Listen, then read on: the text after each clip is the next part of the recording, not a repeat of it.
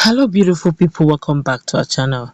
A lot has gone down in Southeast, and the fact that Nnamdi Kanu, the leader of the indigenous people of Biafra, have been moving to and fro, back and forth with the southeastern leaders over the issue of security, over the issue of Biafra actualization, and why they're not joining forces with him. But this time, he has decided to give a stern warning, and he has given him three options, to go through. But I think this whole thing is coming from the leadership of IPOB. But before going to the newspaper to find out what it is, they're telling all the leaders in Southeast, whatever position they're occupying, and the three options left for them. Like you subscribe to our channel by clicking on the red subscribe button. Beside it, you see a bell notification icon. Please go ahead, click on it to get notified as soon as we update our channel or YouTube. But this is an open letter, and it was written yesterday, and it says the final call to service to all occupying positions of public service in Biafra land. I read and I quote them. So the current state of affairs in Biafra land has made it imperative to write this open letter to all those who either through fair or foul means found themselves in position of service to the Biafran people, be it political, traditional, social, socio-cultural, and religious, and so on.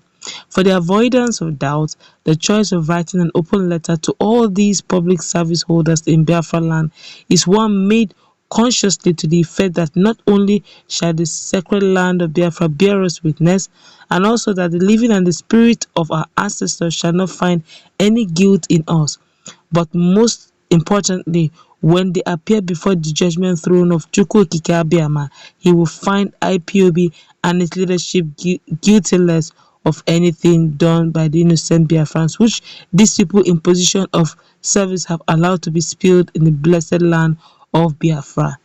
I continue based on what they wrote. Say, for a long while we have watched in helpless anger the wanton and deliberate bringing down of our youth by the Nigerian security agencies. We complained, we cried, and we buried our dead. None was ever held accountable. Now, before our very eyes, marauding bands of Fulani herdsmen are desecrating the land of Biafra through their heinous acts. And even our grandmothers are not spared in this abomination, all in the bid to cover the great brave all in the bid to cover the great Biafran people into submission and docility as a prelude to their eventual takeover and forcible Fulanization of our land. While all these evils were going on and still going on, Enugu and Ebonyi being the present case in point, there has been a resounding silence from all those in position of service. They have remained impervious to the cries of the people. These men and women in position of service who are without conscience, having come to the conclusion that the interest of the Biafran people whom they are meant to serve does not align with their selfish interests and ambition, have decided therefore to see no wrong in this. The land of Biafra and the spirit of our ancestors will again bear us witness that the leadership of the indigenous people of Biafra IPOB made several attempts to draw the attention of the governors in Biafra land to the systematic elimination of our able-bodied youth by the Nigerian forces, security.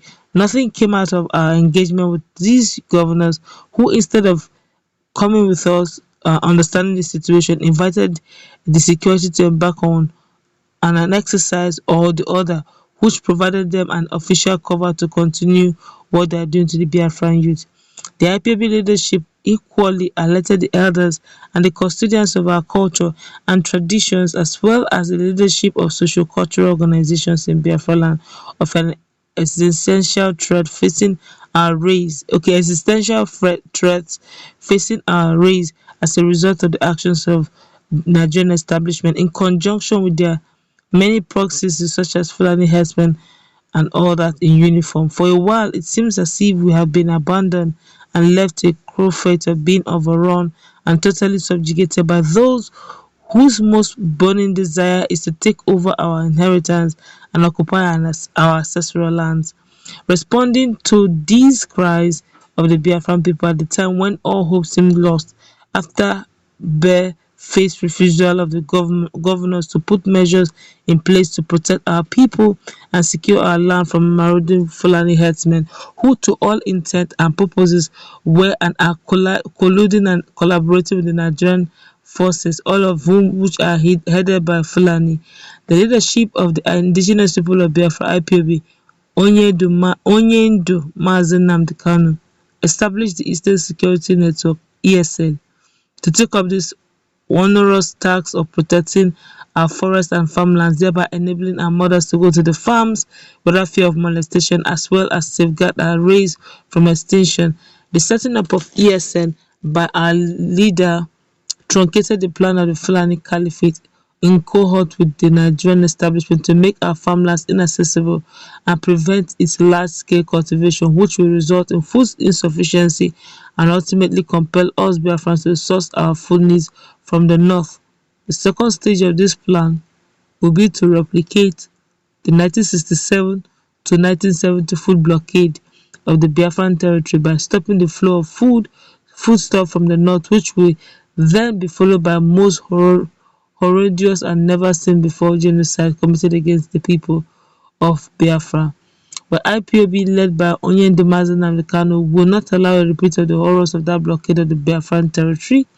The Directorate of the State of the Indigenous People of Biafra is minded to state without equivocation that all those working overtly or covertly to sabotage the Eastern Security Network (ESN), be they in public service or in private service, the Directorate of the State of the Indigenous People of Biafra is minded to state without war, helping the Fulani agenda to wipe our race out of existence, and there shall be no further communication of this sort to you, because the beat of the music is about to change into dance of the spirit. To all those whose singular preoccupation is to sabotage the Eastern Security Network and mortgage the future of our children, unborn generations. It's quite long. I think I'll have to stop here. But let me just mention the three options they gave to them. It's really long, honestly. I have to stop. It said one, the three options they gave to them is one, to retrace their steps by serving the interests of the Biafran people. Two, to desist from collaborating those whose only agenda is to supplant us and take over our heritage. Or three, remain in your ways and conspiratorial disposition and let the whirlwind make that decision for you and your family. The Mitiala can raise an army of 1 million Fulanis and hand over to the governors in Biafra land. That will not save anyone who is in an agent of oppression in our land.